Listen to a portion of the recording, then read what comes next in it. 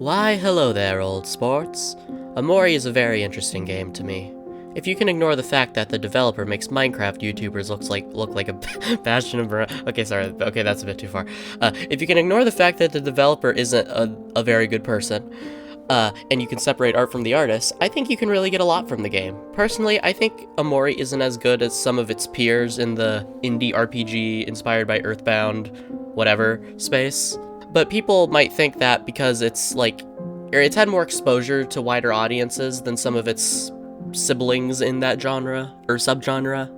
But I would rather this video not be me bashing Omori for the whole runtime, because trust me, I could do that for a while.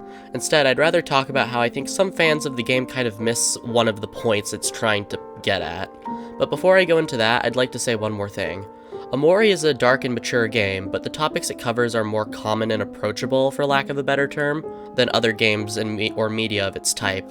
So inevitably, you'll have a portion of teens and young adults come into the series or the fandom and not understand points of the narrative because they just don't understand it or they don't treat it with the maturity it deserves. But being completely honest, that isn't exactly a flaw of any specific age group as much of it is with it's more of a problem with how people tend to romanticize things in the media they consume. But again, I'm getting ahead of myself. From my interpretation, Omori is a game about learning to accept your past and forgive yourself, as well as learning to move on, but that kind of goes into the first point. Despite being around 16 during the time the game takes place, Sunny has spent a good fourth of his life reliving his time as a preteen, like 11 to 12 years old. He is symbolically trapped in the past, and if he hadn't gotten taller and visibly aged a little bit, you could argue that he's literally trapped in the past as well. As you go on throughout the game, Sunny slowly is able to face his memories and accept his past. It's also obvious why this is only able to happen on the route in which Sunny chooses to leave his bubble and go outside. By the end of the game, Sunny is able to accept and face his involvement in his sister's death. In the final cutscene of the true ending, we see the personification and manifestation of Sunny's guilt fade away. In my opinion, this is meant to show that Sunny is taking the first step in the process of moving on. The character, was meant to be a constant reminder to Sunny of what he did. But once he accepted that and made the decision to come clean and stop denying reality, there was no reason for something's existence, and it no longer had a purpose, so it faded away.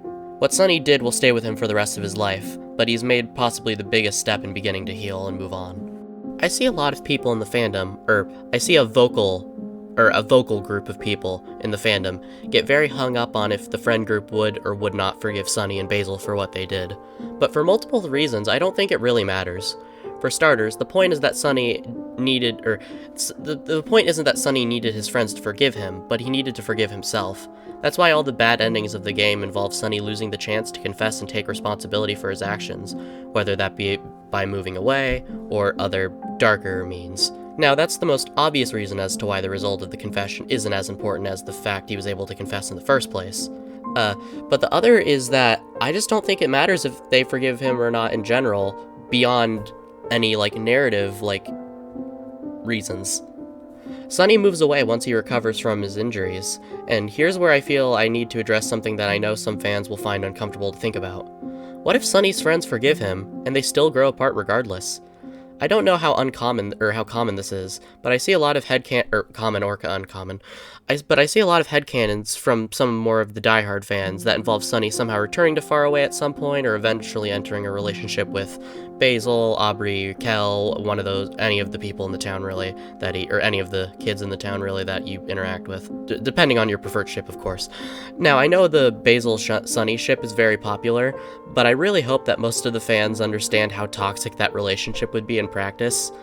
Again, but even if realistically there's no romance or no romantic relationships between Sunny and anyone he knows from Far Away, there's just I feel like there's lots of issues, one of the biggest of them being how much emotional baggage there is between all of them, especially with the friend group.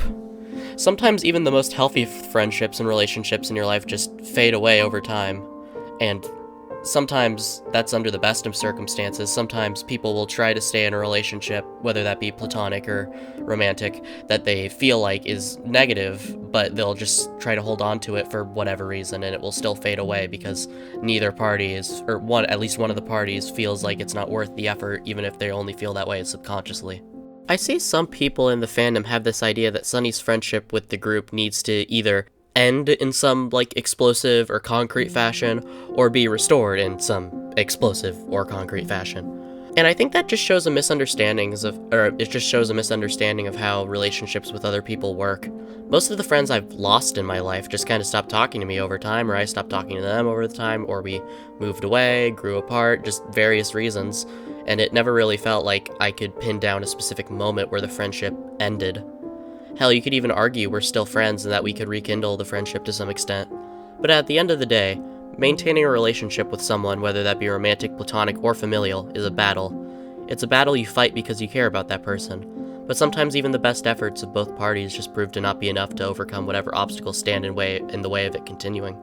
Sunny will end up moving to a new city or town, and he'll meet new people, and you'll probably become friends with some of them.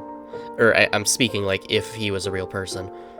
But that in no way is betraying his old friends. In fact, I think that would kind of spit in the face of his development if he just refused to forge new bonds or just stayed in his room forever. Faraway Town is named as such because it's meant to represent nostalgia and things unattainable. For Sunny, it's the idea that things could ever go back to the way they were, or just a sense of normalcy. In a symbolic sense, moving away from Faraway once he faces the past is Sunny accepting that things will never be the same, and accepting that he can find happiness in something new, or somewhere new. I think if the story continued, Sunny would just move on over time and grow up. He would try to keep in touch with his old friends, but they would all slowly grow apart. Not due to any lack of effort, mind you, but just due to things out of their immediate control. Sunny would meet new people as he goes along, but he never would forget the best memories of his past.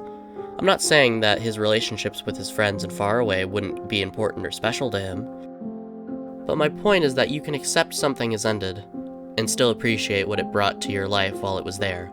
Very profound, I know, not completely obvious. Pulling away from Sunny, or focusing on Sunny, I'd like to think about the other members of the group and acknowledge any reason they might have to leave Faraway as well. First of all, Faraway seems to be a very small, almost dead-end town. Hero left to go to school, and Kel will probably do the same. Or at least, like, once he grows up a little more. From there, I wouldn't be surprised if they really only return to see their parents. Aubrey has a terrible home life, and I assume she'd try to do everything in her power to escape that and find opportunities elsewhere, even if that meant leaving the town. Finally, addressing Basil, he might just return to his parents. We know he was staying with his grandmother, but since she passes at the end of the game, you could assume he just returns to living with his parents wherever they are. Or just moving around with them as they move around for work. Who knows? Now, in a world where all of Sunny's friends don't live in Faraway, I could really only see one reason for Sunny to visit the town again.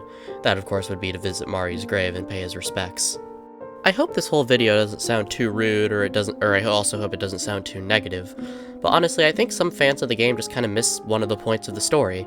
Just like Sunny at the beginning of the game, some people seem too focused on Sunny and his friends being able to recapture the past. But things change and people change.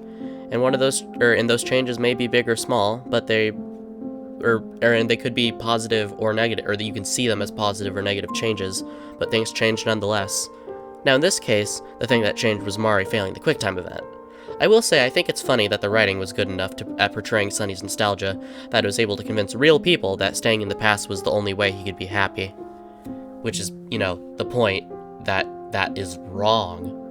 I know this is a fictional story about fictional people, but the characters are written in an attempt to be more grounded rather than to specifically embody narrative beats and aspects. Even though we see all of Sunny's existence as players, if he was a real person, what was shown in game would only be a fraction of what would have been like a fifth of his life, assuming he lives to be 80. I know a good amount of people who have played the game are young adults and teenagers, and some of us haven't had time to understand how much things can change in life when it comes to your relationships. Now, plenty of people in those age groups do understand, and some understand and are using the series as a form of escapism. But it's important to keep in mind that even at their best time together, Sunny's friend group is meant to be a very idyllic group of people, or like it's meant to kind of represent like the perfect group of friends, in a sense. Now, at the end of the day, it isn't really a big deal if people want these fictional characters to reconcile, because they really only exist and matter in relation to each other and to ourselves. But I ended up going down a rabbit hole of looking into people's headcanons, theories, interpretations, and I saw a good portion, or at least a portion of people, arguing, or just getting upset, I guess, at the idea that Sunny could ever be close, or at the idea that he might never be as close to his childhood friends as he was. And I guess to me that just seems kind of silly, because me and plenty of other people know that, yeah, you don't really stay with your childhood friends a lot of the time, or sometimes you don't, they're your childhood friends, and then you grow up, and then they're not your friends anymore for whatever reason. I understand that I'll never get back to some of the times I had with some of my older friends, but I still appreciate those memories and what those people did for me while they were around. This is pretty obvious, but if you cling too tightly to the past, you'll never get to experience the wonderful things waiting in the present. And maybe that's what a character like Sunny needs. By the way, sorry if this video seems a bit messy. This is mostly I just had an idea for this video and I thought I would make it, and then I thought, hey, well, I kind of want to make other videos like this, so this might be a good practice to stretch my writing muscles, I guess. So this might be a bit messy, but hopefully in the future I can write some better stuff. Thank you all for watching, and have a good day.